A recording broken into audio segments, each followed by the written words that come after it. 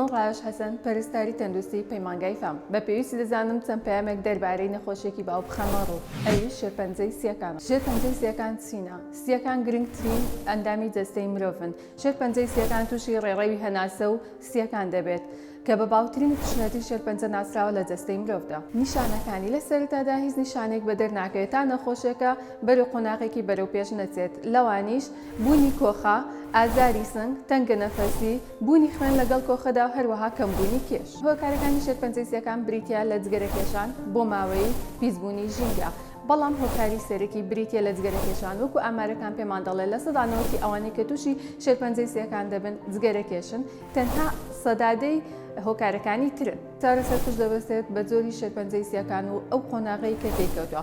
ئەگەر هاتووتە شەنەی نەسەند بێ بۆ ئەندامەکانی دیکە ئەوە لە ڕێگەی نەشتەرگەری گرێ شێرپەنجەیەکە لا دەبرێت. بەڵام ئەگەر هاتووتە شەنەی سەند و بۆ ئەندامەکانی دیکەی لەش ئەوە تیشک و دەرمانی کیمیای ئازارشکێنەکان بژاردەی لە پێشینەن بۆ کۆنتڕۆڵکردنی نەخۆشیەکە. لە کۆتاییدا تکایە دوور بکەونەوە لە جگەرەکێشان، خوانی تەندروست خۆن بە تایبەتی سەوزە و میوە، هەوڵ بدە لە زۆربەی ڕۆژەکانی هەفتە وەرزش ئەنجام دەی بە هیوای تەندروستێکی باش بۆ هەموو لایەک.